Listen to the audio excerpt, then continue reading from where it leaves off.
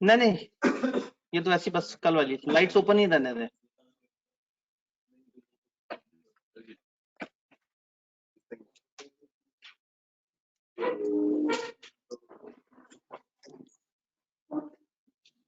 जी जनाब, अस्सलाम वालेकुम। माइक जी, ऑनलाइन वालों, आवाज, स्क्रीन, कैमरा, क्योंकि आज शुरू में डे स्टार्ट पे आप लोगों का कैंपस इनसाइट अपडेटेड नहीं था, फिर आईटी वाले हजरात आए, उन्होंने जो है वो कैंपस इनसाइट को अपडेट किया है, तो अब होपफुली ऑनलाइन वाले हजरात जो है वो हमारे पास आ चुके हैं वापस। तो ऑनलाइन वाले हजरात, आवाज, स्क्रीन, कैमरा, तीनों चीजें क्लियर हैं तो काइंडली बता दें। जी, आपको साथ लेने के चक्कर में क्लास वाले सारे बच्चे 15 मिनट से सेक्रीफाइस करके बैठे हुए थे। उन्होंने कहा हमारे ऑनलाइन वाले भाई और बहनें जो है वो क्लास नहीं ले पा रहे। अच्छा, मैंने ऑनलाइन वाले भाई कहा तो उस पर कोई मुस्कुराहट नहीं थी, लेकिन ऑनलाइन वाली बहनें कहा तो उस पर जो है वो अवाम में एक अजीबोगरीब सी वो घबराहट और बेचैनी पाई गई। जब ऑनलाइन वाले जो मेल हजरात हैं वो भाई हैं सारे, तो जो फीमेल्स हैं वो बहन क्यों नहीं है? खुशी की लहर दौड़ गई। आपको अच्छा लगा कि मतलब आपकी बहनें, आपके भाई मिलके क्लास ले रहे हैं। पता है ये एटीट्यूड बड़ा जरूरी है। मतलब आपको कोई लेना देना नहीं ऑनलाइन में जो बैठे मर्द हजरात हैं या जो खवातीन हजरात हैं। तो जो मर्द हजरात वहां बैठे हैं उनको भाई कहने में अगर अच्छा है कि वो भाई हैं और उनका ख्याल करना है, तो ऑनलाइन में अगर कुछ फीमेल्स हैं तो उनको बहन कहने में क्या बुराई है? तो वो वही बात है कि वो जब भाई पे आपकी तरफ से वो रिस्पॉन्स नहीं आया, जब बहन पे वो आया, ये बड़ा जरूरी है।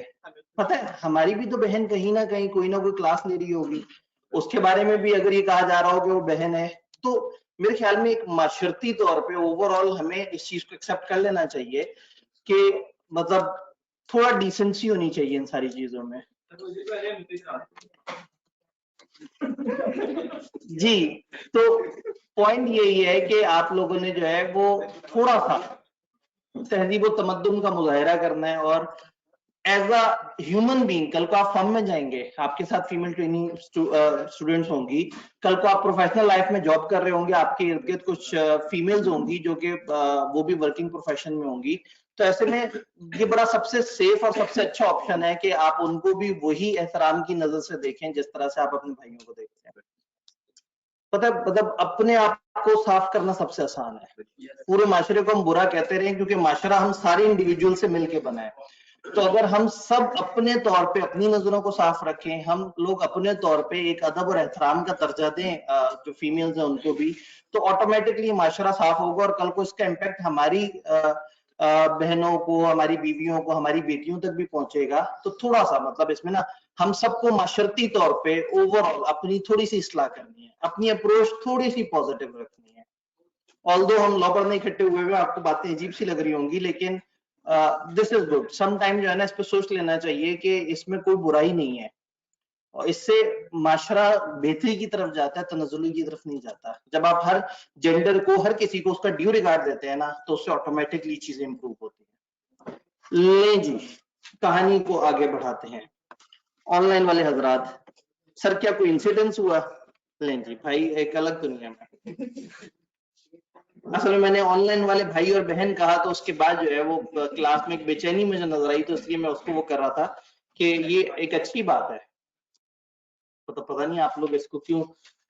तो हम लोगों ने लास्ट वीक नेगोशिएबल इंस्ट्रूमेंट्स पढ़ा, बड़ा मजेदार सा शरारती सा कानून था, एक ही चीज को बार बार रिपीट किया हुआ था।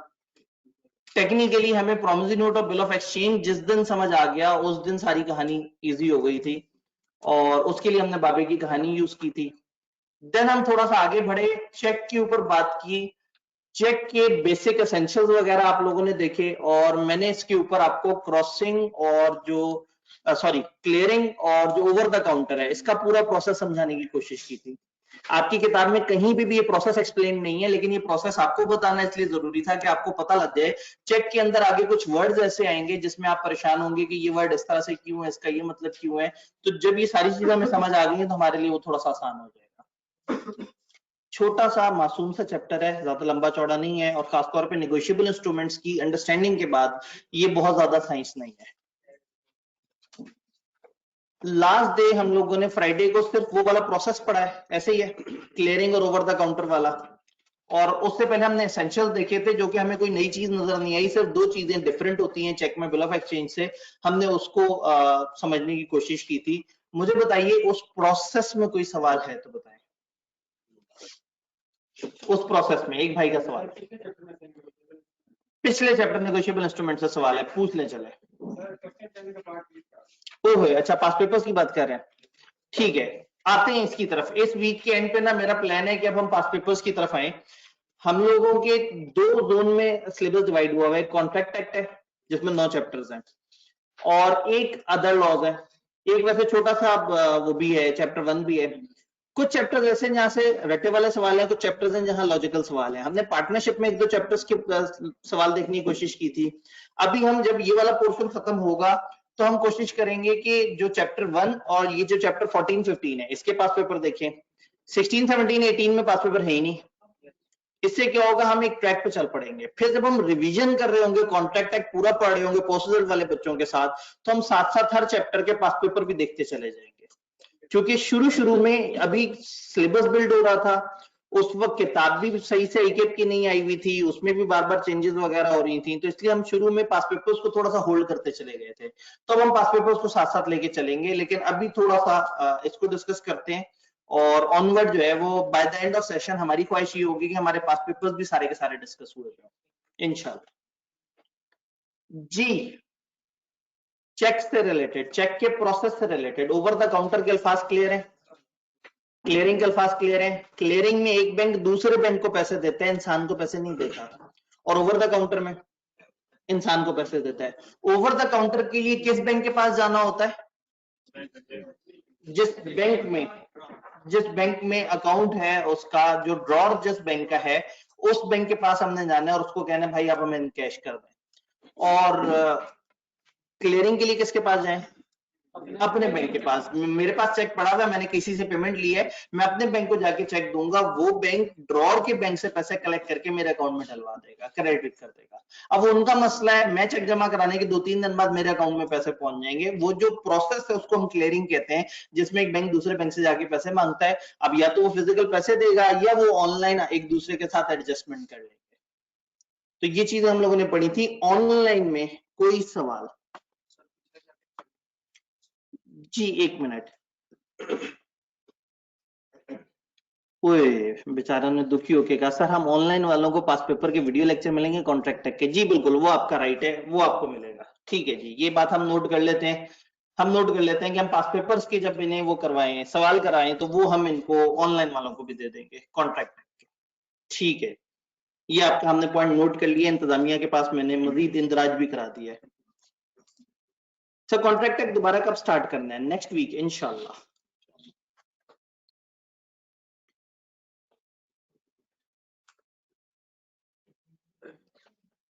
ठीक है, एक आध और सवाल नहीं आया हुआ था, एक खातून ने कुछ कमेंट्स भेजे थे। ठीक है, उन्होंने कहा कि ये बात बड़ी जरूरी है, मैं अपने छोटे भाई को भी मैं इसी तरह से सिखाती हूँ कि आप इस तरह से करें, और वाकई ऐसे ही है। मतलब ये पता नहीं क्यों कुछ टॉपिक्स ऐसे होते हैं जिन पे डिस्कशन नहीं होती, शर्म की वजह से या कुछ और, लेकिन कहीं ना कहीं ये बात तरबियत में शामिल होनी चाहिए। ये बात टीचर्स को भी बीच में मौका मिलते हुए कह देनी चाहिए। तो अगर हम यहाँ पे और आप हमें सुनते हैं तो कभी कभी हमारा भी फर्ज बनता है कि हम इस तरह की बात आपसे करें जो आपको भी काम आए और ओवरऑल माशरे की इस्लाह भी हो। चलें जी सर, अगर पेई, एक और आखिरी सवाल है हमारे पास। सर अगर पेई अपने बैंक अकाउंट में पैसे डिपॉजिट करवाना चाहे और उसका बैंक भी ड्रॉर वाला बैंक हो, तब भी क्लियरिंग होगी? जी कहलाएगी वो भी क्लियरिंग, लेकिन वो फौरन से हो जाएगी। अगर सवाल ये है कि अगर पेई अपने बैंक में जमा करवा रहा है और ये वही बैंक है जो ड्रॉर का बैंक है, दोनों का एमसीबी में अकाउंट है, उसने एमसीबी का ही चेक दिया और ये क्लियरिंग कराने एमसीबी ही पहुंच गए, तो एमसीबी इससे चेक लेगा उस टाइम पे किसी और बैंक को नहीं भेजेगा, अपने पास सिस्टम में देखिएगा, एमसीबी का चेक है, सिस्टम में खुद ही से लॉगिन करके देखेंगे कि क्या अमाउंट अवेलेबल है, उस बंदे के अकाउंट से उतना माइनस कर देंगे, इस बंदे के अकाउंट में उतना ट्रांसफर कर देंगे, लेकिन कहलाएगी ये भी क्लियरिंग, क्योंकि इसने चेक क्लियर कराया, बैंक के सिस्टम में क्लियर करवाया, एनकैश नहीं करवाया। ओवर द काउंटर या एनकैश का मतलब है आपको कागज देने के बदले हाथ में कुछ रुपए पैसे वापस आए। डन। सर ये ओवर द काउंटर के अंदर उस बैंक का नेम होना जरूरी है, उसकी किसी भी ब्रांच का? जी, ओवर द काउंटर में आप उस बैंक की किसी भी ब्रांच में जा सकते हैं। बहुत पुराने जमाने में 1881 वाले टाइम पे ऐसा होता था कि आपको उसी ब्रांच में जाना पड़ता था जिसका नाम लिखा होता था। दूसरी ब्रांच वाले चाहे तो ओके कर दें, चाहे तो रिफ्यूज कर दें। लेकिन अब आजकल के दौर में किसी भी ब्रांच में आप चले जाएं, वहां से एनकैश हो जाएगा। उसी बैंक की किसी भी ब्रांच में चले जाएं, वो एनकैश कर देंगे। हाँ, कई दफा बड़ी अमाउंट का चेक होता है तो वो थोड़ा सा नखरे दिखाते हैं कि जी आप अपनी वाली ब्रांच में क्यों नहीं गए, ये तो 25 लाख का चेक है, 25 लाख अब हम कैश कहां से वो करें। तो कभी कभी इस तरह का प्रॉब्लम आ सकता है, लेकिन लीगली दे आर बाउंड कि वो आपको वो चेक एनकैश करके दें। तो इसका मतलब है जिस बैंक का चेक होगा वो सिर्फ उसी बैंक के अंदर ही चल सकता है, किसी और? जी, जिस बैंक का चेक होगा उसी बैंक से कैश हो सकता है। जमा करवाना है तो आप किसी में भी जमा करा दें। असल में आपको तो नहीं पता पीछे क्या कहानी हुई, आपने तो अपने बैंक में जमा करा दिया, लेकिन बाद में क्या, आपका बैंक भी असूलन उसी बैंक के पास गया और उससे जाके पैसे मांग रहा है। इनकैश सेम बैंक से होगा, डिपॉजिट किसी डिफरेंट बैंक में भी करवाया जा सकता है। तो जिसको आप डिपॉजिट करा रहे हैं वो आपका कलेक्टिंग बैंक कहलाएगा कि उसने कलेक्ट किया आपके बिहाफ पे, और जो उसका बैंक है वो क्लियरिंग करने वाला बैंक कहलाएगा, ड्रॉई कहलाएगा। डन। चेक हमें समझ आया। चेक और बिल ऑफ एक्सचेंज में थोड़े से फर्क हमने देखे थे, लेकिन ज्यादा वाज़ेह फर्क अगर हमने देखने हो जी, जो डायग्राम है इसका स्क्रीनशॉट अगर ग्रुप में भेज दिया जाए, एक भाई ने फरमाइश की, ऑनलाइन वाले भाइयों थोड़ी सी आपको मदद करनी होगी। सामने जो डायग्राम है इसकी एक दफा स्क्रीनशॉट ले लें, आपके पास ऑप्शन आ रहा होता है, स्क्रीनशॉट लेके आप जरा ग्रुप में फॉरवर्ड कर दें। लेकिन उनका ग्रुप और आपका ग्रुप भी फर्क होगा। ठीक है जी, फिर हमारी वाली टीम वहां पे मदद करेगी। हमारी वाली टीम, ये जो सामने स्क्रीन है, अगर इसका स्क्रीनशॉट आप वहां से लेके सारे ग्रुप में भेज दें,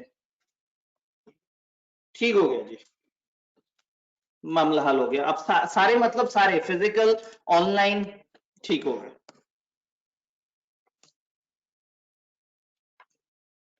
डन। चेक्स के हम डिफरेंसेस देख रहे थे, चेक और बिल ऑफ एक्सचेंज के। हमने एसेंशियल्स पढ़ते हुए तो देख लिया कि इन दोनों में क्या डिफरेंस है, लेकिन किताब ने थोड़ी सी बहस की है, देख लेते हैं किताब की बात। ये वाला टेबल हमने छोड़ दिया था, मेरा बड़ा मूड था, लेकिन आप लोग फ्राइडे वाले दिन जो है ना काफी ज्यादा घबराहट का शिकार थे। चेक हमेशा बैंकर पे होता है, जबकि बिल ऑफ एक्सचेंज बैंकर पे भी हो सकता है और किसी और पे भी हो सकता है। ऐसे ही है ड्रॉइंग, चेक में हमेशा बैंक होगा, जबकि दूसरी जगह बैंक भी हो सकता है और कोई और भी हो सकता है। पेबल ऑन डिमांड, चेक हमेशा पेबल ऑन डिमांड है, इसको आप वो नहीं कर सकते, टाइम इंस्ट्रूमेंट नहीं बना सकते। Bill of exchange time instrument भी हो सकता है, ऑन डिमांड भी हो सकता है, दोनों में से कुछ भी हो सकता है। अगेन ये सारे फर्क आपको पता है, सिर्फ एक दफा टेबल देखने से। अच्छा, एक्सेप्टेंस, चेक पे एक्सेप्टेंस नहीं चाहिए, जबकि बिल ऑफ एक्सचेंज पे एक्सेप्टेंस चाहिए। बात समझ आ रही है? क्योंकि चेक पे पहले से प्री प्रिंटेड बैंक का वो आ रहा है, तो इसलिए हमें वहां एक्सेप्टेंस नहीं चाहिए। Bill of exchange stamp paper के साथ होता है, प्रॉपर्ली स्टैम्प, इसके ऊपर गवर्नमेंट की स्टैम्प और वो जो जैसे वो उसी का नवीस लिखते हैं वो होना चाहिए। लेकिन चेक क्योंकि खास प्री प्रिंटेड इंस्ट्रूमेंट के ऊपर होता है, तो इसको स्टैम्प पेपर वगैरह की जरूरत नहीं होती। Then payable to bearer on demand, वो एक्सेप्शन याद करें, section 35 exception state bank. A bill drawn payable to bearer on demand is absolutely void. First time जो payable to bearer on demand है, बाद में लेटर वो एंडोर्समेंट से हो सकता है, बाद में ये काम हो सकता है, शुरू में ऐसा नहीं हो सकता। जबकि a cheque drawn payable to bearer on demand is valid, cheque में ये वाली रिस्ट्रिक्शन नहीं है। बिल ऑफ एक्सचेंज में रिस्ट्रिक्शन थी, चेक में रिस्ट्रिक्शन नहीं है। टेक्निकली वो बस बिल ऑफ एक्सचेंज की बातें बता के कह रहे हैं, ये वाली बातें चेक में इस तरह से नहीं होती। Stopping the payment, payment can not be stop by the drawer. Drawer ने एक दफा कागज दे दिया, अब उसके बाद जो भी कागज लेके आएगा वो पैसे ले जाएगा।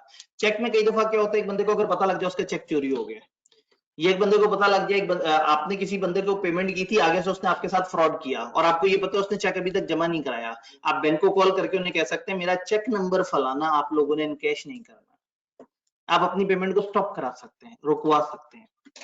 तो चेक इशू होने के बाद उसकी पेमेंट रुकवाई जा सकती है। बिल ऑफ एक्सचेंज में ये वाला फीचर अवेलेबल नहीं है। बिल ऑफ एक्सचेंज आपने एक दफा इशू कर दिया तो बस आप लीगली बाउंड है और आप उसको लाजमी जमा कराएंगे।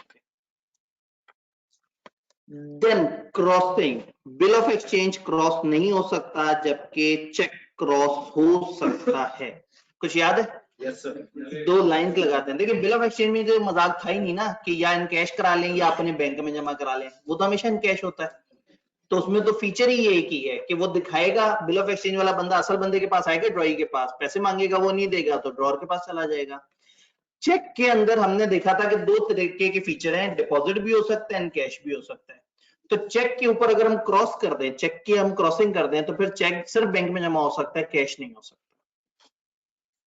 डन?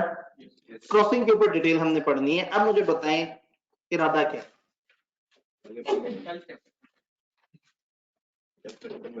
चैप्टर में जो आगे बातें हैं वो तकरीबन 2 सफ़े की हैं,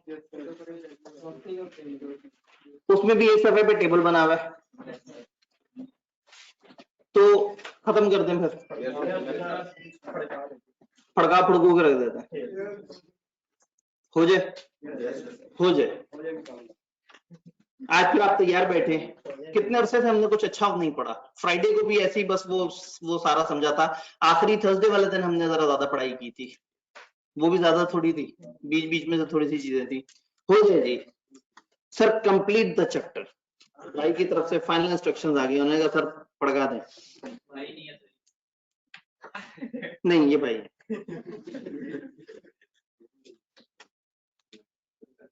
क्रॉसिंग ऑफ चेक, चेक को क्रॉस करना। A check is said to be crossed when it bears across its face two parallel transverse lines. Cheque को कहते हैं कि वो क्रॉस हो गया जब उसके फेस पे दो बराबर लाइनें नजर आ रही हों, which are usually drawn on the left hand top corner of the check. Cheque के लेफ्ट पे टॉप पे अगर आप इस तरह से दो लाइंस लगाते हैं तो नॉर्मली ये कहा जाता है कि चेक हो गया क्रॉस।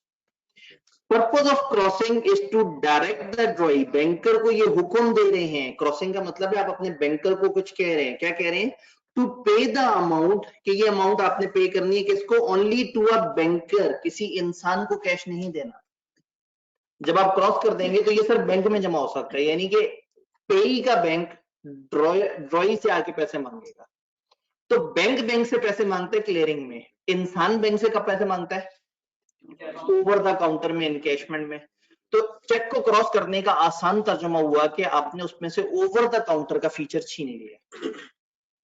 ये चेक इनकैश नहीं हो सकता, ये चेक के पैसे इंसान नहीं ले सकता, कौन ले सकता है? बैंक। तो उन्होंने उस जुमले को यूं करके लिखा कि क्रॉसिंग का मतलब है कि आप अपने बैंक को, ये ड्रॉई को ये कह रहे हैं कि तुमने ये अमाउंट सिर्फ बैंक को देनी है, ताकि ये प्रॉपर ट्रेस हो सके कि कहां से किसके पास गया। याद है हमने क्रॉसिंग की बात की थी, क्रॉसिंग का मतलब है कि ट्रेस हो जाए कि वो किस बंदे ने पेमेंट करवाई थी, किसके अकाउंट में चला गया।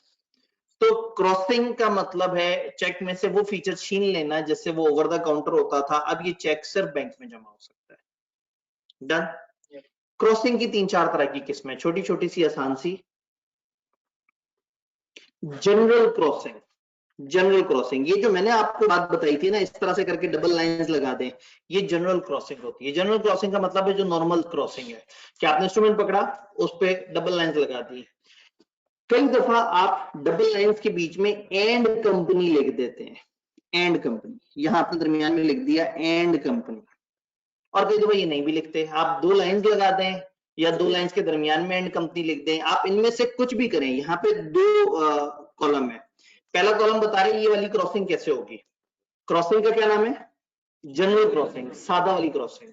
सादा वाली क्रॉसिंग में क्या है? आपने एंड कंपनी या कोई भी एब्रिविएशन, इस तरह के कुछ भी अल्फाज लिख दें between two parallel lines.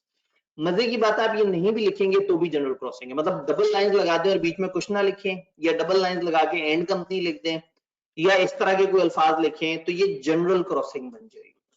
General crossing से क्या होगा, इसको बैंक के अलावा किसी और को नहीं दिया जा सकता। मतलब जनरल क्रॉसिंग वही क्रॉसिंग है जो हमने अभी सादा समझी थी थोड़ी देर पहले। एक स्टेप ऊपर चलते हैं, स्पेशल क्रॉसिंग। स्पेशल क्रॉसिंग क्या होता है, इसमें नेम ऑफ द बैंकर लिख दिया जाता है। ये ऐसे करके इंस्ट्रूमेंट बना और यहां लिखा गया एमसीबी। उन दो लाइंस के बीच में मैंने लिख दिया है एमसीबी।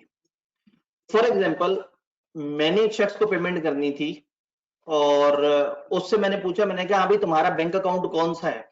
उसने कहा जी मेरे एमसीबी में बैंक अकाउंट खुला हुआ है। अब मेरा हबीब बैंक में, मैं ड्रॉर हूं, मैंने चेक बनाना है, मेरा बैंक है हबीब बैंक। उससे मैंने पूछा, पेई से पूछा तुम्हारा कौन सा बैंक है? उसने कहा एमसीबी। तो मैंने कहा चलो एक तो मैं क्रॉस कर रहा हूं, पहली प्रोटेक्शन कि ये सर बैंक में जमा हो। दूसरा मैं क्रॉस को स्पेशल वाला क्रॉस कर रहा हूं। दो लाइंस के बीच में मैंने लिख दिया एमसीबी। इसका मतलब है ये चेक सिर्फ एमसीबी नामी बैंक में जमा हो सकता है। यानी कि अब अगर वो चेक इधर उधर भी हो जाए तो नंबर वन वो कैश नहीं हो सकता, नंबर टू अगर उसे बैंक में भी जमा कराया जाए तो वो एक ही बैंक है जिसमें जमा हो सकता है, वो कौन सा है? एमसीबी। इसको कहते हैं स्पेशल क्रॉसिंग। जनरल क्रॉसिंग का मतलब है कि बस क्रॉसिंग हो गई, क्रॉसिंग का मतलब है कि ये सिर्फ बैंक में जमा होगा और कहीं नहीं होगा। स्पेशल क्रॉसिंग का क्या मतलब हुआ, ये सिर्फ एक खास बैंक में जमा होगा जिसका नाम लिखा हुआ है। तो ये क्रॉस कैसे करते हैं, जब addition of the name of banker लिख दिया जाए, पैरेलल लाइन लिखें या ना लिखें फर्क नहीं पड़ता, बस आपने बैंक लिख देना है। तो आप लेफ्ट टॉप कॉर्नर पे बैंक का नाम लिख दें या आप डबल लाइंस के अंदर बैंक का नाम लिख दें। तो ये सादा वाली क्रॉसिंग नहीं है, ये एक स्टेप आगे की क्रॉसिंग है। क्या कहलाएगी ये? Special crossing. स्पेशल क्रॉसिंग का मतलब क्या होगा, उसी बैंक वाला ये क्लेम कर सकता है। Drawing shall not pay otherwise than to a banker to whom it is crossed. Drawing यानी कि मेरा बैंक हबीब बैंक ये पेमेंट सिवाय एमसीबी बैंक के किसी और को नहीं करेगा। इसका आसान तर्जुमा ये है कि ये चेक सिर्फ एमसीबी नामी बैंक में जमा कराया जा सकता है ताकि वो एचबीएल से पैसे मांग ले। आप समझ आए कि हमने वो प्रोसेस क्यों समझा था? वो प्रोसेस इसलिए समझा था कि आपके जहन में पिक्चर क्लियर हो जब हम ये क्रॉसिंग और बाकी बातें करें। तो सादा जनरल स्पेशल क्रॉसिंग में फर्क समझ आया। सादा क्रॉसिंग का मतलब बस उसका ओवर द काउंटर का फीचर छीन लिया। स्पेशल का मतलब है कि क्रॉसिंग भी है प्लस बैंक भी डिफाइंड है कि ये सिर्फ इस बैंक में जमा होगा। डन। रिस्ट्रिक्टिव क्रॉसिंग, इसको हम अकाउंट पेई ओनली क्रॉसिंग भी कहते हैं। अकाउंट पेई ओनली, अकाउंट पेई ओनली क्रॉसिंग, रिस्ट्रिक्टिव क्रॉसिंग। कई दफा आप बैंक के बजाय बंदा स्पेसिफाई कर देते हैं। मैं इसकी एग्जांपल देता हूं, थोड़ा सा एक ब्लैक स्क्रीन की तरफ चलते हैं, एक टेम्परेरी ब्लैक स्क्रीन नहीं व्हाइट स्क्रीन की तरफ चलते हैं।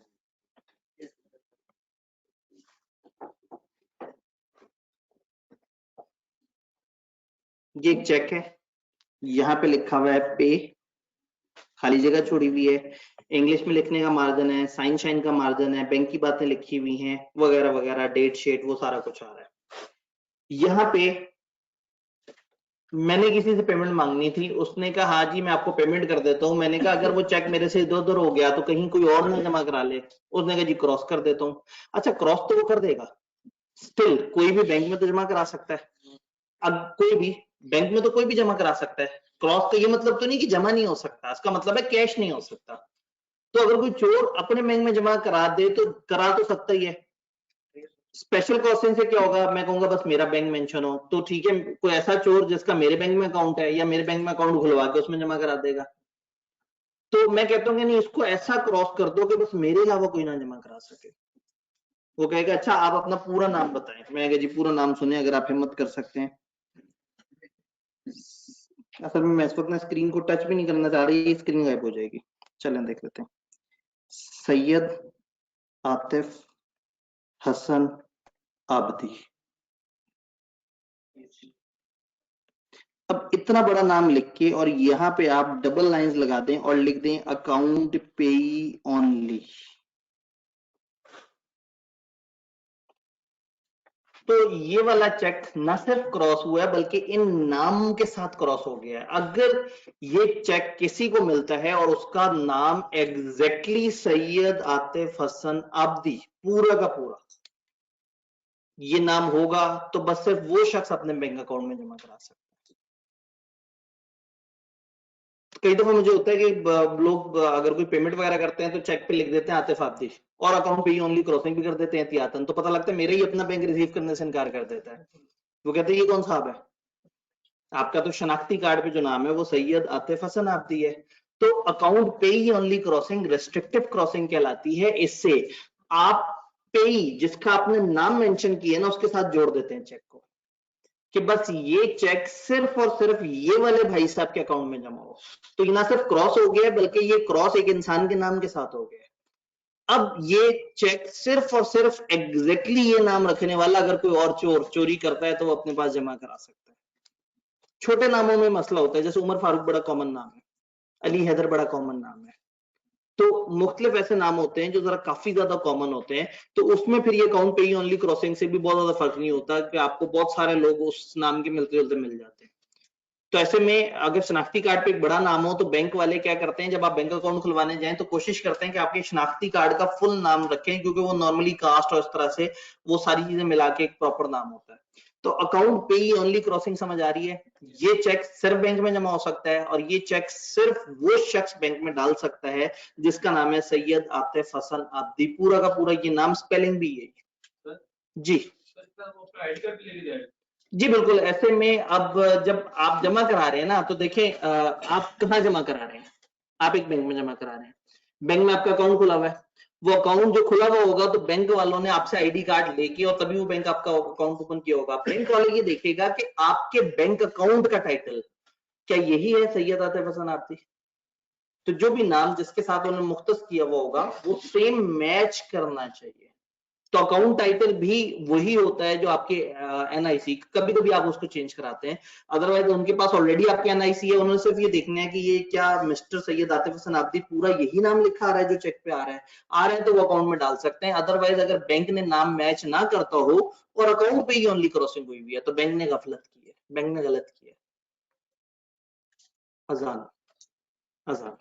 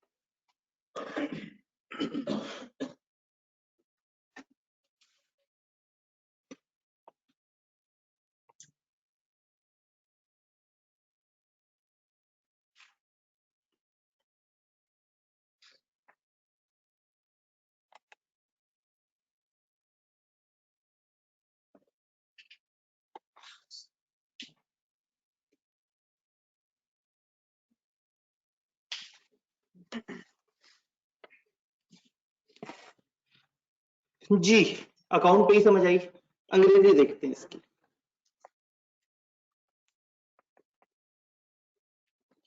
मे be added with general crossing, general crossing के साथ आप इसको ऐड कर सकते हैं। जो सादा वाली क्रॉसिंग है, डबल लाइनें लगाई, एंड कमती लिखा ना लिखा, और आपने लिख दिया अकाउंट पे ही ओनली या लिख दिया अकाउंट पे ही। The amount collected on the cheque must be credited only to the account of payee. ये अमाउंट सिर्फ और सिर्फ वो वाले भाई साहब के अकाउंट में क्रेडिट हो सकती है जो कि पेई में लिखे आ रहे हैं। जी ठीक है, ऐसा हो सकता है कि एक बंदे के कई बैंकों में अकाउंट हो सकते हैं सेम नाम से। जी अगर बैंक स्पेसिफाइड नहीं है तो इसमें किसी भी बैंक में जाके जमा कराया जा सकता है। जो स्पेशल क्रॉसिंग है उसमें बैंक स्पेसिफाई हो गया, बंदा स्पेसिफाई नहीं होता। रिस्ट्रिक्टेड क्रॉसिंग या अकाउंट पे ही ओनली क्रॉसिंग में नाम स्पेसिफाइड है, बैंक स्पेसिफाइड नहीं है। हाँ, हम एक क्रॉसिंग के ऊपर अगला लेवल भी लगा सकते हैं। अभी थोड़ा सा आगे टेबल देखेंगे, ऑलरेडी हुई हुई क्रॉसिंग के साथ हम मजीद उसमें अलग तरह की क्रॉसिंग भी ऐड कर सकते हैं। कुछ रूल्स हैं छोटे छोटे से। तो फिर जनरल क्रॉसिंग में भी तो ऐसे ही, अगर पे में उसका नाम लिखा हुआ है बंदे का, जी जी, और हमने जनरल क्रॉस कर दिया तो फिर भी नहीं ऐसा नहीं है, बैंक के केस में ऐसा नहीं होता। भाई ने कहा जनरल क्रॉसिंग में भी तो नाम लिखा हुआ होता है, तो उसमें भी ऐसा रूल है, ऐसा नहीं है। नाम लिखा होने के बावजूद भी चूंकि उसमें लिखा होता है, अगर आप चेक देखें ना उसमें लिखा होता है दिस और बेरर, तो उससे ऑटोमेटिकली वो समझते हैं कि ये वाला बंदा आ जाए, नहीं तो कोई भी बंदा आ जाए हम उसके पास अकाउंट में डाल देंगे। तो या तो उसका बेरर खत्म करना पड़ता है, वो जो और बेरर लिखा है उसको गिची मिची करना पड़ता है, या फिर वो अकाउंट पे ही और प्रॉपर आप उसकी रिस्ट्रिक्टिव क्रॉसिंग करते हैं जी। तो ये चेक का रिस्ट्रिक्टिव क्रॉसिंग वाली बात समझ आई। Not negotiable crossing, not negotiable crossing, इसको नॉन नेगोशिएबल क्रॉसिंग भी कहते हैं, नॉन नेगोशिएबल, और मैं नॉन को अक्सर नून पढ़ता हूं, नून नेगोशिएबल क्रॉसिंग। अभी नून क्या है? पीटीआई वर्सेस नून। पीटीआई अच्छी जमात है, नेगोशिएशन भी एक अच्छी बात को कहते हैं। तो फर्स्ट करें, नेगोशिएशन को कह देते हैं पीटीआई, और नॉन नेगोशिएबल को कह देते हैं नून। तो अगर नेगोशिएबल हो तो पीटीआई है, और अगर नॉन हो, नून हो, तो नून है। अब नून और पीटीआई में फर्क क्या है? नून में जितना मर्जी अच्छा बंदा बैठा हुआ हो खराब कहलाता है, जितना मर्जी परफॉर्म कर रहा हो, सारा कुछ है, अपने जमाने का चैंपियन रहा हो, पता नहीं क्या क्या खिदमत की हो, जो जो हर लेवल का काम किया हो, लेकिन चूंकि वो नून लीग में है इसलिए है वो खराब। अब फर्ज करें वो बंदा उठ के आता है पीटीआई में, तो जैसे ही पीटीआई में आएगा वो क्या हो जाएगा? साफ, साफ शफाफ। उधर था तो कहेंगे बहुत ही चोर, बेकार, गलत इंसान है, जब इनके पास आएगा कहेगा देखा कैसा बागी इंसान है, इसने जुल्म से बगावत की, सच पे डटा रहा, और फिर फेसबुक पे बचपन से लेके उसके बड़े होने तक के सारे ईमानदारी के किस्से अचानक से आना शुरू हो जाएंगे। 22 साल तक जलील कर रहे थे जिस बंदे को, वो अचानक से पीटीआई में आया तो पीटीआई में सदर तक बन गया, बागी, बागी का नाम उसे दिया। अच्छा, फिर उसने कहा चलो अब मैं तो साफ हो गया हूं, फिर चले जाता हूँ। असल में भाई साहब सदर बन गए तो वो ये हुआ कि भाई ये तो मतलब पार्टी वो होने लगी हाईजैक। तो खैर अचानक से वो किसी बात पे, पता नहीं कोई हल्की फुल्की सी कोई बात हुई होगी, उस पे अचानक से उन्होंने पीटीआई छोड़ दी, वो साहब ने जो बागी थे। जैसे ही पीटीआई छोड़ी दागी हो गए, ठीक है। अचानक से उनको वही पीटीआई वाले जो 22 साल पहले बुराई करते रहे थे, फिर 6 महीने उनके गुण गाते रहे थे, अचानक से उन्होंने साबित कर दिया कि इस जैसा तो करप्ट बेईमान इंसान था ही नहीं। तो ये एक अजीब सी बात है कि जो जितने अरसे तक पीटीआई से एसोसिएट रहता है वो अच्छा आदमी होता है, जैसे ही वो पीटीआई से छोड़ता है, नॉन पीटीआई होता है, तो नून पीटीआई हो जाता है, और नून मतलब वो गलत हो जाता है। फर्ज करें खातून है, बड़ी गैर जानबदार और बड़ा जबरदस्त किस्म का उसका एनालिसिस है, और वो बड़ा चीजों पे ग्रिप रखती है, सियासत का बड़ा अच्छी तरह से उसे पता है। अगर उससे शादी होने लगे तो उस जैसा काबिल एतबार, उस जैसा बाशऊर, जिम्मेदार इंसान पूरे पाकिस्तान में नजर आना बंद हो जाता है। हमारा भी कसूर है ना, जो चाहने वाले होते हैं वो भी बहुत जज्बाती हो जाते हैं कि भाई लीडर फैसला कर रहा है तो सही होगा, और जब वो खातून छोड़ के जाती हैं तो उन जैसा गैर जिम्मेदार, गैर शाइस्ता, मतलब गैर आईनी कोई होता ही नहीं, ठीक है। वो एक अलग मामला है। तो मैं समझाने की कोशिश क्या कर रहा हूं, असल में ना ये इस चैप्टर का सबसे ट्रिकी पॉइंट है। अगर ये समझ आ जाए ना तो मसला हल हो जाएगा। तो पीटीआई कहते हैं एक ऐसी चीज को जिसमें खराब इंसान भी आके साफ हो जाता है, जबकि non PTI, other than PTI कुछ भी, या नून, वो ऐसे हैं जिसमें अगर खराब इंसान जाए तो वो खराब ही रहता है। होल्डर इन ड्यू कोर्स को कैसा टाइटल मिलता था? मासूम था, साफ टाइटल मिलता था। पीछे से अगर खराब होता भी आ रहा होता था इंस्ट्रूमेंट, उसको कैसा इंस्ट्रूमेंट मिलता था? साफ। एक इंस्ट्रूमेंट ईमानदार इंसान के हाथ में जाके खुद ब खुद साफ हो जाता है, इस फीचर को नेगोशिएशन पढ़ा था हमने कभी? याद है नेगोशिएशन क्या था? फ्री फ्रॉम डिफेक्ट जब ट्रांसफर हो जाए तो पीटीआई इज नेगोशिएशन। कभी अगर आपको भूल जाए कि नेगोशिएशन किसे कहते हैं तो समझ जाइएगा जहां जाके सारे खराब लोग सही हो जाए वो पीटीआई, मतलब वो नेगोशिएशन है। तो चेक पीछे से खराब आ रहा है, पीटीआई में आएगा, साफ हो जाएगा। लेकिन अगर पीछे से खराब आ रहा है और वो नून में जाएगा, खराब ही रहेगा। तो नेगोशिएबल है पीटीआई और नॉन नेगोशिएबल है अदर देन पीटीआई। तो अगर आप नॉट नेगोशिएबल क्रॉसिंग करते हैं, आप एक ऐसी क्रॉसिंग करते हैं जो कि नॉन नेगोशिएबल हो, तो इसका मतलब है कि आपने इंस्ट्रूमेंट में से पीटीआई का फीचर छीन लिया और उसको नून लीग का फीचर दे दिया। और नून लीग में क्या फीचर है? जो गलत है वो गलत ही रहता है, हमेशा गलत रहता है, अनलेस कि वो सही जमात में ना चला जाए। तो नेगोशिएशन एक फीचर था जिससे खराब चीज खुद ब खुद साफ हो जाती थी। अगर आपके इंस्ट्रूमेंट पे ये नॉट नेगोशिएबल लगा हुआ है, लेफ्ट से डबल लाइनें लगी हुई और डबल लाइंस के अंदर लिखा हुआ है नॉट नेगोशिएबल, यानी आपने उस कागज पे लिख दिया कि ये कागज पीटीआई सा फीचर नहीं रखता, ये गलत हाथों में जाएगा तो गलत हो जाएगा। जबकि नेगोशिएशन का क्या फीचर है? गलत हाथों से साफ हाथों में जाने पे इंस्ट्रूमेंट खुद ब खुद साफ हो जाता है। ये इंस्ट्रूमेंट गलत हाथों से सही हाथों में जाने के बावजूद भी गलत ही रहेगा। अगर मैं चाहता हूं कि मैं जिसको चेक फॉरवर्ड करूं वो बड़े ध्यान से अच्छी तरह से तहकीक करके चेक ले, भाई मेरे से चेक कोई और लेगा, उससे कोई और चेक लेगा, उससे कोई और चेक लेगा, और हर आने वाला बंदा चेक लेता है, और अगर उसे नहीं पता पीछे कोई चोरी चकारी हुई है वो चेक आगे फॉरवर्ड कर देता है, कल को इस बंदे पे कोई मुकदमा नहीं, क्योंकि ये तो था होल्डर इन ड्यू कोर्स, इसको मिला नेगोशिएशन वाला चेक। लेकिन अगर मैं चेक पे डबल लाइन लगा के लिख दूं नॉट नेगोशिएबल, ये नेगोशिएट नहीं होगा, ये नॉन नेगोशिएबल है, तो फिर वो नून बन जाएगा। इसका मतलब है अगर कभी वो चोर के हाथ में जाएगा तो आगे सही लोगों के हाथ में भी वो चोरी शुदा चेक कहलाएगा। कहने का मतलब है अब जो भी अगला बंदा चेक रिसीव करेगा पहले तहकीक करेगा पीछे से टाइटल साफ आ रहा है, क्योंकि अगर 4 वो लड़ियां पीछे भी किसी ने चोरी किया था तो आगे के चारों को चोरी शुदा चेक मिला, क्योंकि नेगोशिएबल तो रहा नहीं वो। तो नेगोशिएशन का मतलब होता है कि एक इंस्ट्रूमेंट आगे फॉरवर्ड हो तो उसके गुनाह भी धुल जाए अगर आगे वाला बंदा मासूम हो। लेकिन नॉट नेगोशिएबल का मतलब है कि अगर वो इंस्ट्रूमेंट किसी वक्त गुनाहगार रहा था तो जितना मर्जी कोशिश कर लें उसने गुनाहगार रहना है। कहने का मतलब है कि ये इंस्ट्रूमेंट अगर किसी ईमानदार आदमी के हाथ में भी पहुंचे और उससे 4 किस्तें पीछे कभी चोरी हुआ था तो हम कहेंगे कि उसके पास भी चोरी शुदा इंस्ट्रूमेंट पहुंचा है, वो जो होल्डर इन ड्यू को उसको मिलने वाला बेनिफिट है ना वो खत्म हो जाएगा। तो इससे फायदा क्या है? क्रॉसिंग करने वाले को क्या फायदा, या इस सारे प्रोसेस से क्या फायदा है अवाम को? क्यों कर रहे हैं क्रॉस?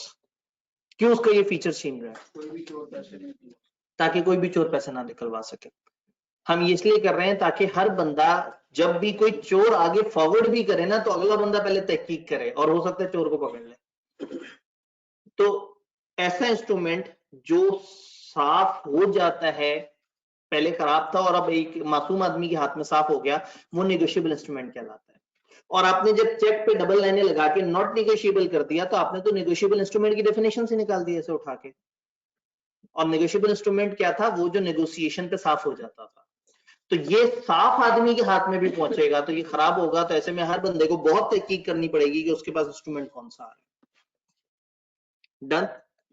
तो ये नॉट नेगोशिएबल क्रॉसिंग है। 4 तरह की क्रॉसिंग में रिपीट कर देता हूं। पहली थी जनरल क्रॉसिंग, बस डबल लाइंस लगा दें, इवन ना लगाएं एंड को लिख दें, या लाइंस लगा के उसके अंदर एंड को लिख दें, तो ये सादा क्रॉसिंग है जिसका मतलब है चेक सिर्फ बैंक में जमा होगा। फिर स्पेशल क्रॉसिंग की तरफ आए। स्पेशल क्रॉसिंग का मतलब है चेक सिर्फ उस बैंक में जमा होगा जिसका नाम लिखा। फिर तीसरी थी रिस्ट्रिक्टिव क्रॉसिंग, इसका मतलब था चेक सिर्फ उसी बंदे के नाम पे जमा होगा जिस बंदे का नाम वहां पे के आगे लिखा हुआ है। और चौथा नॉट नेगोशिएबल क्रॉसिंग का मतलब है हमने चेक में से नेगोशिएशन का फीचर छीन लिया। चेक बाय डिफॉल्ट नेगोशिएबल होता है, यानी कि अगर खराब हाथ से साफ हाथ में पहुंचे और बंदा ईमानदार हो तो वो साफ हो जाता है खुद ब खुद। बंदा ईमानदार से क्या मुराद है? उस बंदे को नहीं पता, मतलब मासूम और ईमानदार दोनों हो, एक तो वो खुद भी मानना हो उसने चोरी में हिस्सा ना हो, दूसरा उसको पता भी ना हो कि चोरी हुआ है। जो हमने होल्डर इन ड्यू कोर्स पे बहस की थी ना सारी, कि होल्डर इन ड्यू कोर्स है मासूम वाला होल्डर, होल्डर है कोई सा भी होल्डर, तो होल्डर इन ड्यू कोर्स के हाथों में इंस्ट्रूमेंट आता है तो वो साफ हो जाता है। लेकिन अगर इंस्ट्रूमेंट पे नॉट नेगोशिएबल लिखा है तो चाहे वो होल्डर इन ड्यू कोर्स हो चाहे वो मासूम आदमी हो, उसके हाथ में भी वो खराब होगा। तो नॉट नेगोशिएबल के लिए इसलिए सियासी एग्जांपल दे दी कि ताकि आपको ये वाली बात याद रहे कि वो नेगोशिएबल नहीं रहेगा। नेगोशिएबल पीटीआई है जिसमें खराब इंसान जाके साफ हो जाएगा, लेकिन अगर नून होगा तो उसमें खराब इंसान जाएगा तो वो जाके खराब ही रहेगा, वो साफ नहीं हो सकेगा, क्योंकि वो तो नून है, नून नेगोशिएबल, और दूसरा वाला खाली नेगोशिएबल। बात समझ आई? अब क्या एक चेक में एक से ज्यादा दफा क्रॉसिंग हो सकती है? आपके हाथ में एक चेक आया, उस पर डबल क्रॉसिंग लगी हुई है, आपका दिल कर रहा था मैं बैंक का नाम लिख दूं, क्या आप लिख सकते हैं? आपके हाथ में सादा चेक आया, आपने आगे फॉरवर्ड करते हुए क्रॉसिंग करनी चाहिए, तो हमारे पास क्या क्या ऑप्शन है? किताब ने हमें 3-4 ऑप्शन बताए हैं, ये बड़ी आसान सी बात है। अगर आपके पास चेक आता है अनक्रॉस हुआ हुआ और आप होल्डर हैं, तो आप चाहें तो आप इसको जनरली या स्पेशली क्रॉस कर सकते हैं। मेरे पास एक चेक आया 3-4 किस्तें चल के और क्रॉस नहीं हुआ था, मैं आगे फॉरवर्ड करने से पहले उसे क्रॉस कर दूं, ये अलाउड है। तो आप सादा चेक को आगे फॉरवर्ड करने से पहले क्रॉस कर सकते हैं। कौन सी वाली क्रॉसिंग? जनरल भी कर सकते हैं, स्पेशल भी कर सकते हैं। आपके हाथ में एक ऐसा चेक आया जो कि जनरली क्रॉस है, आप उस जनरल में स्पेशल ऐड कर सकते हैं, उन लाइंस के बीच में उस बैंक का नाम लिख दें तो वो जनरल से स्पेशल हो जाएगा। चेक आपके हाथ में आया जो जनरली या स्पेशली क्रॉस हुआ था, मतलब या खाली जनरल हुआ था या स्पेशल भी हुआ था, क्या आप इस पे मजीद काम कर सकते हैं? यस, आप इसके साथ नॉट नेगोशिएबल लिख के ये वाली क्रॉसिंग भी इसमें ऐड कर सकते हैं। तो कहने का मतलब है कि दरमियान वाला बंदा भी आगे फॉरवर्ड करते हुए पिछली क्रॉसिंग पे अगली क्रॉसिंग ऐड कर सकता है। तो सादा क्रॉसिंग को आप जनरल में शिफ्ट कर सकते हैं या स्पेशल में, जनरल को स्पेशल में शिफ्ट कर सकते हैं, जनरल या स्पेशल को नॉट नेगोशिएबल में शिफ्ट कर सकते हैं। अगर चेक स्पेशली क्रॉस हुआ हुआ है तो जिस बैंक के नाम पे वो क्रॉस हुआ हुआ है वो बैंक चाहे तो उसको किसी और बैंक के नाम पे क्रॉस कर सकता है। कि इंस्ट्रूमेंट है उस पर आपने कहा कि ये सिर्फ एमसीबी में जाएगा, हम एमसीबी में लेके गए, एमसीबी ने पकड़ा और एमसीबी ने अपने यहाँ पे टप्पे वगैरह लगाने के बाद कहा कि ये अब चेक जाएगा एचबीएल में। एमसीबी नामी बैंक उधर बंदा चेंज करना चाहे तो कर सकते हैं, यानी कि स्पेशल क्रॉसिंग जिस बैंक की हुई है सिर्फ उसी बैंक में जाएगा, लेकिन वो बैंक जिसका नाम लिखा हुआ है अगर उसके पास जाए और वो उसकी क्रॉसिंग बदलना चाहे तो वाला बैंक बदल सकता है। ये ऐसे ही जैसे अकाउंट पे ही ओनली अगर हो तो वो शख्स चाहे तो किसी को ट्रांसफर कर सकता है, उसके अलावा कोई ट्रांसफर नहीं कर सकता। तो इसी तरह से जिस बैंक के नाम पे आपने स्पेशल क्रॉसिंग की हुई थी वही वाला बैंक चाहे तो उसको आगे फर्दर क्रॉस कर सकता है, उसके अलावा कोई नहीं कर सकता। हमने एक बैंक का क्रॉस कर दिया, ठीक है, हमने चेंज करना है, हमने चेंज नहीं करना, हम कर ही नहीं सकते, अब हम नहीं कर सकते। अगर हमने एक दफा एक बैंक के नाम पे स्पेशल क्रॉस कर दिया अब हम उसे नहीं बदल सकते, वो बैंक बदल सकते हैं। हाँ, हम एक काम कर सकते हैं, पिछला चेक फाड़ दें, नया चेक बना दें, लेकिन उसी चेक के ऊपर ये वाली चेंज हमें इजाजत नहीं है, हमने जिसका नाम लिख दिया ना बस वही। इसी तरह से मैं चेक पे किसी इंसान का नाम लिख दूं और अकाउंट पे ही ओनली कर दूं, अब मैं वो इंसान का नाम मैं खुद भी नहीं बदल सकता, मैं खुद भी बदलूंगा तो पूछेंगे ये क्या है, किस तरह से है। मैं चाहूं तो नया चेक बना दूं, हाँ वो जिसका नाम लिखा हुआ है वो आगे से किसी भाई को फॉरवर्ड करना चाहिए वो उसका मसला है।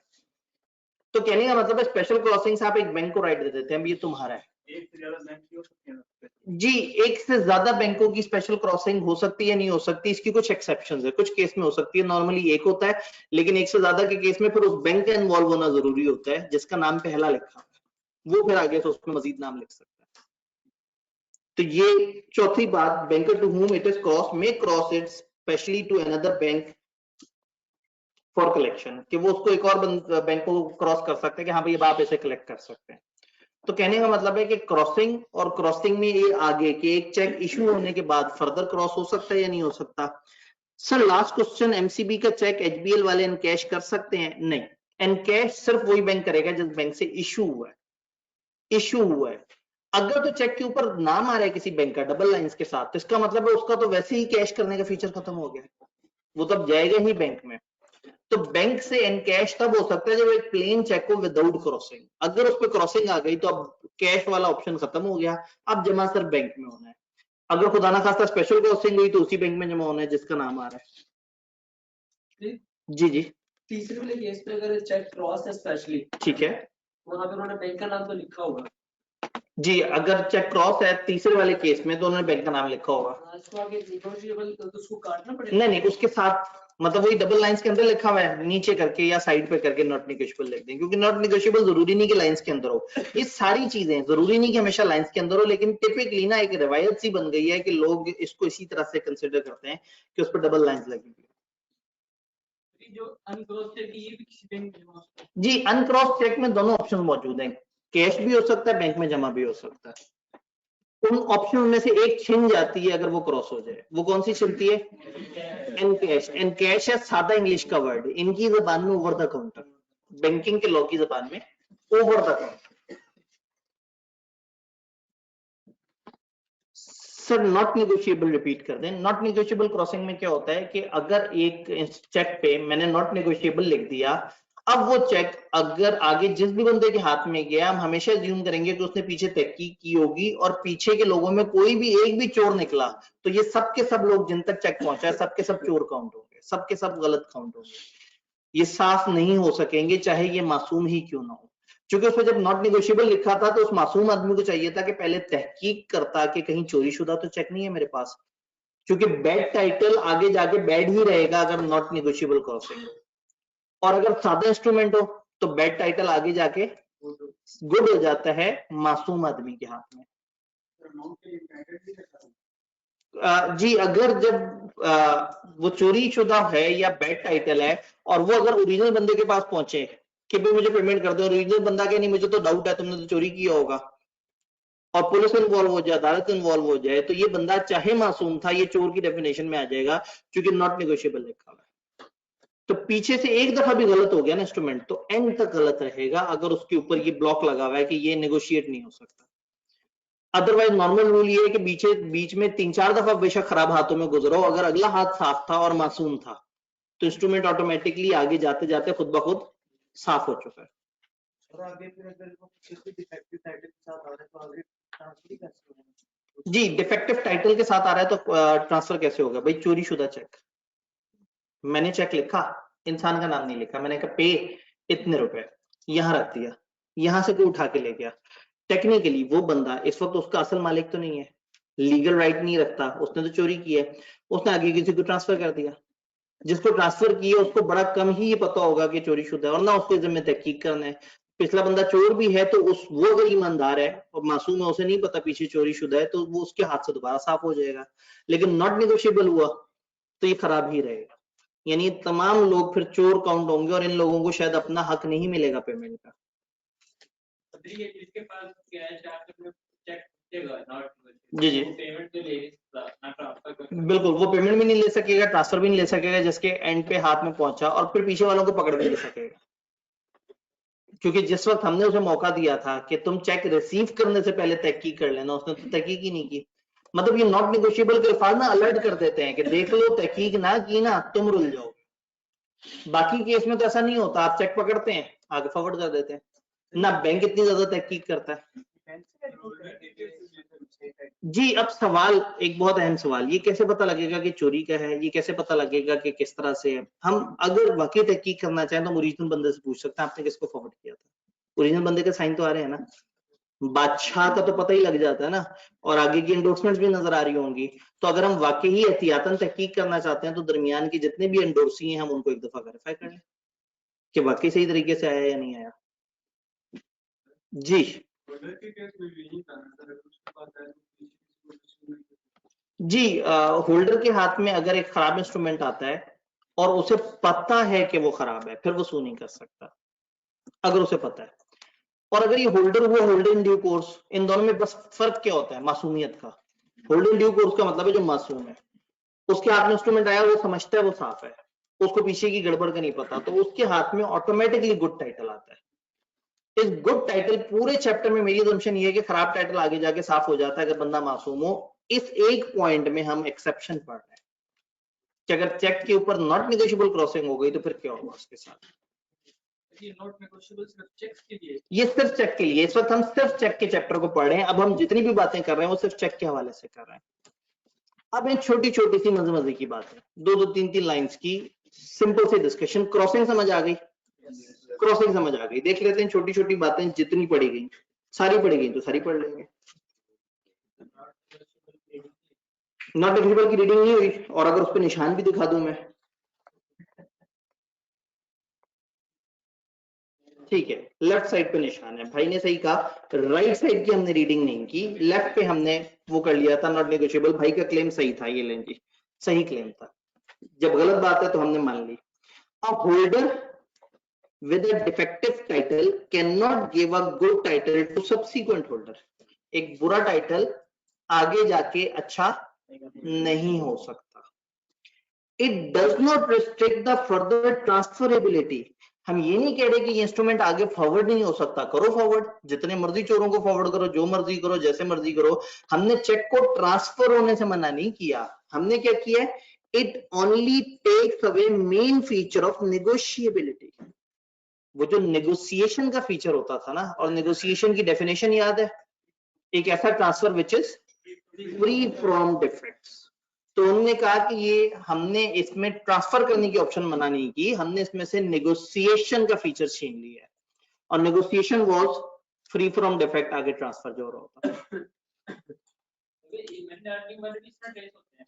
जी। अब अगेन मतलब हमारा थोड़ा सा यही तो प्रॉब्लम है ना, हम बड़े थोड़े से लॉ पढ़ के बहुत ज्यादा जल्दी जज्बाती हो रहे हैं। अभी आप इंशाल्लाह फाइनल में आए, आप इलेक्ट्रॉनिक फंड का पूरा कानून पढ़ेंगे, फिर पता लगेगा वो कहां से पकड़े जाते हैं। तो अभी मतलब सिर्फ एक छोटी सी डेफिनेशन 1881 के लॉ की, जो इस वक्त उतनी इफेक्टिव भी नहीं है, तो इतना जल्दी जज्बाती मत हो। हाँ, ये जरूर है कि आपको एक बेस अंडरस्टैंडिंग मिल रही है लॉस की, जिससे आप आगे जाके कल को बड़े हो तो आपको पता हो कि हाँ भाई डिफरेंट लॉ में मोटी मोटी क्या बातें होती है ध्यान करने वाली। तो ये तो इन्होंने शुगर मुगल की है कि चलो हल्का हल्का सा इंट्रोडक्शन, इस पेपर का नाम होना चाहिए था इंट्रोडक्शन टू बिजनेस लॉस। खैर, इसी दफा के बेनिफिट है, मुझे बहुत शदीद ऐसा फील हो रहा है कि आगे उन्हें एहसास होगा कि सिलेबस बहुत छोटा हो गया, इसको निकाल लें इस दफा, यकीनन निकाल लें। कोई पता नहीं, मतलब जिस लेवल पे ये सब्जेक्ट आ गया है ना, ये बहुत बड़ी याशी है। पिछले मतलब ये 2014 में जब स्कीम चेंज हुई थी, तब से लेके अब तक बिजनेस लॉ पे इतना अच्छा टाइम कभी भी नहीं आया जितना इस वक्त आया हुआ है। बहुत शुगल हुआ है सिलेबस, आपकी सोच से भी ज्यादा। आप लोगों ने पिछला वाला नहीं देखा, बहुत जालिम सिलेबस से हम यहाँ पे आए हैं। खैर, छोटी छोटी सी प्यारी प्यारी सी बातें जितनी हम कर सके। जी, चेक की पेमेंट से रिलेटेड दो तीन छोटे छोटे से rules. If cheque is cross specially to more than one banker, banker to whom it is drawn shall refuse payment। Bracket वाली बात बाद में पढ़ते हैं। अगर एक चेक एक से ज्यादा बैंकों के नाम लिखा हुआ है, यानी कि स्पेशल क्रॉसिंग हुई हुई और एक नहीं, एक से ज्यादा बैंकों का नाम लिखा हुआ है, तो जिस बैंक के नाम पे सबसे पहले लिखा गया है वो चाहे तो उसको इनकार कर सकता है। लेकिन अगर उसी बैंक ने खुद से किसी एजेंट का नाम वहां पे लिखा था, याद हमने कहा था कि स्पेशल क्रॉसिंग वाला मिले तो आप आगे से किसी और का नाम लिख सकते हैं, वहां पे भी अल्फाज थे, अगर आप देखें तो अल्फाज इसी तरह के लिखे हुए थे। Banker to whom it is crossed may again cross it specifically to another banker, his agent for। वो किसी और के नाम पे क्रॉस कर सकता है, चाहे यार तुम कैश करवा लो या तुम अकाउंट में डलवा लो। तो हम ये कह रहे हैं कि अगर एक से ज्यादा बैंकर के नाम पे है क्रॉस, तो बैंकर इनकार कर देगा। स्पेशल क्रॉसिंग में अगर एक से ज्यादा बैंक है तो जिस बैंक का नाम लिखा हुआ है वो इनकार कर सकता है, लेकिन अगर उसी बैंक ने अगले बैंक का नाम लिखा है तो फिर वो इनकार नहीं कर सकता। Except when cross to an agent for collection, जब उन्होंने खुद अपने एक एजेंट के नाम पे क्रॉस कर दिया कलेक्शन के लिए तो इनकार नहीं कर सकते। If banker on whom a cross cheque is drawn, एक बैंक पे एक चेक ड्रॉ हुआ और वो चेक क्या है, cross, makes a payment in due course, paying banker and drawer positioned as if check has been paid to and received by the true owner thereof। Cheque cross हुआ है, जब check cross हुआ है तो जो ड्रॉई है वो इसके पैसे किसको देगा, सोच ले, बैंक को देगा, पेई के बैंक को देगा। तो पेई के बैंक को देना इज एज इक्वल एज पेई को पैसे देना। यानी चेक कैश होने पे जो बैंक कहता था ना असल बंदा मेरे पास आ गया था, मैंने उसको पैसे दे दिए थे, तो अगर चेक ऑलरेडी क्रॉस हुआ हुआ है तो ऐसे में बैंक को पैसे देना इज जस्ट लाइक ऐसे जैसे ओरिजिनल बंदे को, ओनर को आपने पैसे दे दिए। सीधी सी बात है, सिर्फ लीगल गुमनगिरी बनाई हुई है। एक banker on whom a cross cheque is drawn, एक ऐसा बैंकर जिस पे क्रॉस चेक ड्रॉ हुआ है कि हाँ भाई ये आपके नाम पे क्रॉस है, makes a payment in due course, payment in due course वो जो उसके टेन्योर के मुताबिक एक जेन्युइन पेमेंट कर दे, पेइंग बैंकर जिसने पे किया है, एंड ड्रॉर और वो जो जिसने लिखा था, पोजीशनड उनकी ये पोजीशन हो जाती है, उनको इस तरह से तस्वीर किया जाएगा एज इफ, जैसे कि cheque has been paid to and received by the true owner. Draw ने एक बंदे के नाम लिखा था और ड्रॉई से कहा था तुमने इस बंदे को पैसे देने हैं, वो बंदा तो नहीं आया, उसने अपने बैंक को भेज दिया, तो उसके बैंक को पैसे देना इज जस्ट लाइक ऐसे जैसे कि हमने उसी असल बंदे को पेमेंट कर दी। तो अगर एक क्रॉस चेक हो तो फिर बैंक बाउंड है दूसरे बैंकर को पैसे देने के, ना कि ओरिजिनल बंदे को, और बैंकर को दिए गए पैसे वो तस्वीर करेगा जैसे कि ओरिजिनल बंदे को दिए गए। तो ये मतलब एक जनरल कॉमन सेंस वाली बात है जिसको इन्होंने थोड़ी सी पेचीदा इंग्लिश बना के पेश किया। मैं इसलिए तोड़ तोड़ के दो वर्ड्स को तर्जुमा किया। If banker on whom a cross cheque is drawn, वो बैंकर जिस पर क्रॉस चेक ड्रॉ हुआ है, makes a payment out of due course, tenure के मुताबिक नहीं करता, थोड़ा लेट करता है, the paying banker shall be liable to true owner of cheque for any loss he may sustain for that payment. Due course के बाद मतलब फॉर एग्जांपल चेक था, चेक 6 महीने बाद एक्सपायर हो गया, एक्सपायर हुआ हुआ चेक लेके एक पेई पहुंचा बैंक के पास और बैंक भाई ने पेमेंट कर दी, अब ओनर बैंक पे केस कर सकता है, जो ड्रॉर है ना वो बैंक पे केस कर सकता है। वो कह सकता है कि जी चेक एक्सपायर हुआ था, आपने पेमेंट क्यों की, मैं तो नहीं चाहता था उस बंदे को पेमेंट करना, आपने मेरे से पूछे बगैर एक एक्सपायर्ड चेक पे पेमेंट कैसे कर दी। तो कहने का मतलब है अगर बैंक नेक नियति से सही बंदे को सही चीज पे करेगा तो बस फिर वो आजाद है, लेकिन अगर आउट ऑफ ड्यू कोर्स करेगा, नॉर्मल जो मैच्योरिटी उससे हटके अगर करेगा तो फिर बैंकर जिम्मेदार होगा। जी पॉइंट 2, एक बैंकर जिस पे क्रॉस चेक हुआ है, यानी कि एक बैंक को क्रॉस चेक लाके दिया गया है, मेरी एग्जांपल में वो जो ड्रॉई का बैंक था लेफ्ट साइड पे डायग्राम में, उसके पास एक आया क्रॉस चेक, क्रॉस चेक आया तो कौन लेके आया होगा, पेई का बैंक। ये इंपॉर्टेंट है बात, पेई नहीं लेके आया, क्रॉस चेक है ना, क्रॉस चेक का मतलब क्या है, बैंक में जाएगा डायरेक्ट, तो पेई का बैंक लेके आया होगा कि जी ये इसके अगेंस्ट पेमेंट करता है, उसने पेई के बैंक को पेमेंट कर दी, तो ये ऐसे ही तस्वीर किया जाएगा जैसे उसने ओरिजिनल पेई को पेमेंट कर दी, तो उसमें कोई गड़बड़ नहीं तस्वीर की जाएगी अगर वो ड्यू कोर्स के अंदर हो। और अगर ड्यू कोर्स से हटके हो, अगला वाला पॉइंट, तो फिर हम कहेंगे बैंकर ने गफलत का मुजाहरा किया, बैंक को ऐसा नहीं करना चाहिए था, असल बंदा बैंक को पे केस कर सकता है कि जी आपने क्या किया, जी जिसने पेमेंट कर दी है, क्योंकि उसे पेमेंट नहीं करनी चाहिए थी।